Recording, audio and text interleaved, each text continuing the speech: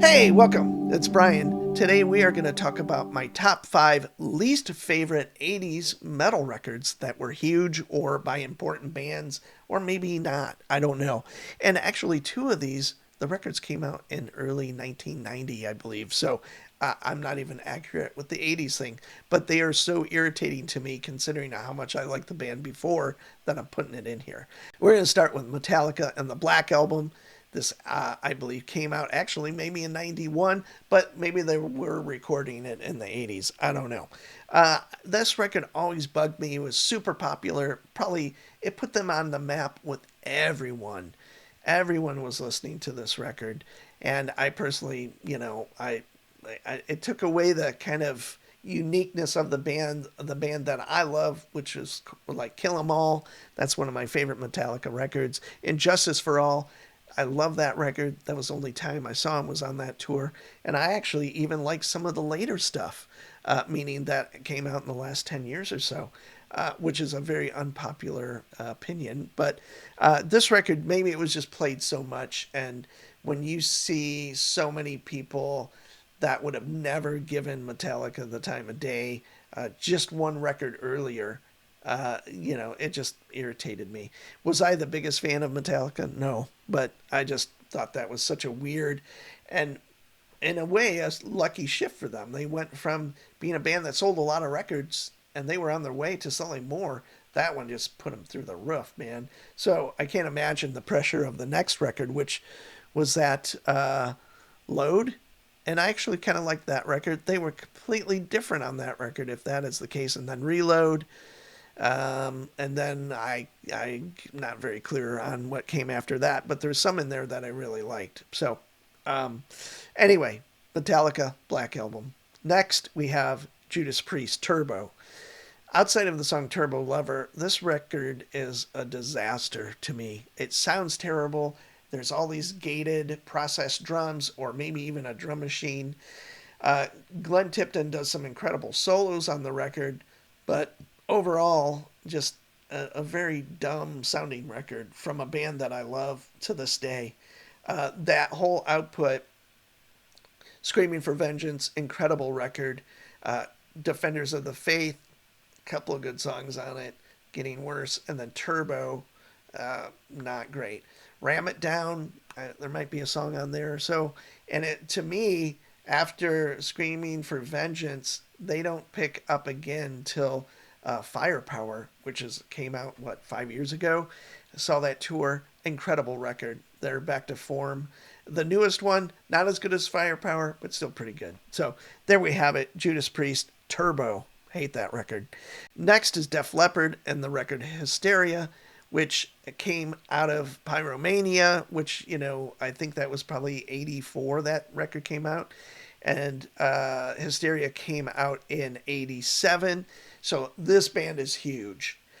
There's a couple of good songs on here. I think Love Bites and the song Hysteria there's some really great mood stuff on here, compositionally speaking.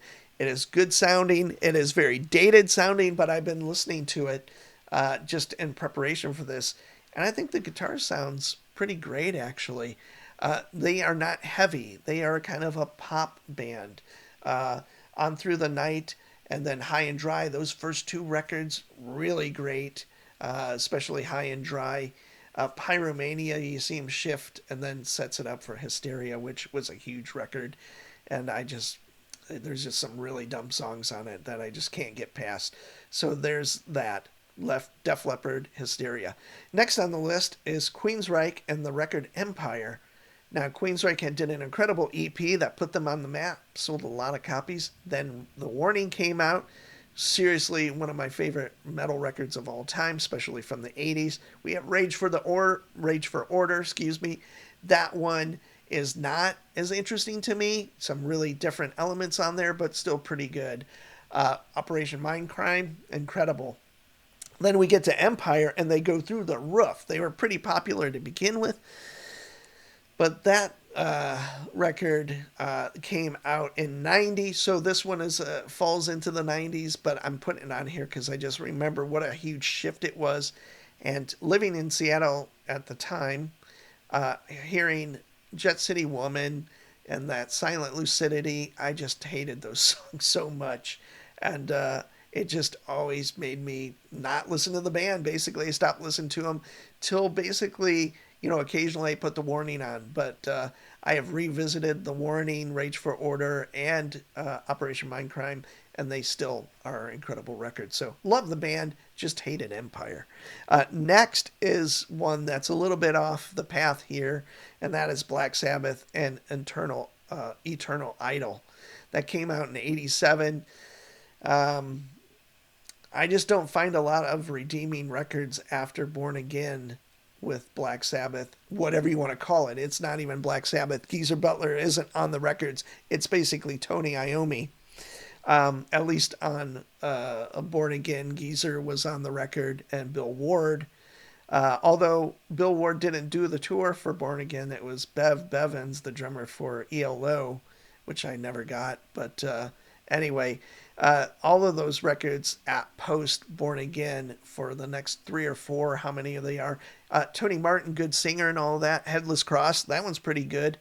And then I don't know if it falls into it, but Dehumanizer with Ronnie James Dio again, kind of a good record, or at least it has one of my favorites, that Dio era Sabbath songs on it, which I always mention. But again, so that whole Black Sabbath, but Eternal Idol is just one of those records I'm just like scratching my head. Like, it just seems unredeemable to me. And, I could change my mind on it, but for the most part, I just always hated those records. So, and that one specifically. So that is my top 5 least favorite 80s metal band records. So, to recap, we have Metallica, the Black Album, actually came out in '91, so not the '80s, but anyway. Judas Priest Turbo, '86. Def Leppard Hysteria, a couple good songs on it, but in general, just annoying. A lot of these are annoying just because they were so big and popular. Queensryche Empire, kind of the same deal. Black Sabbath, Eternal Idol, not popular, not good. That's all I can say about that one. Anyway, I am Brian. Thanks for joining me. See you soon.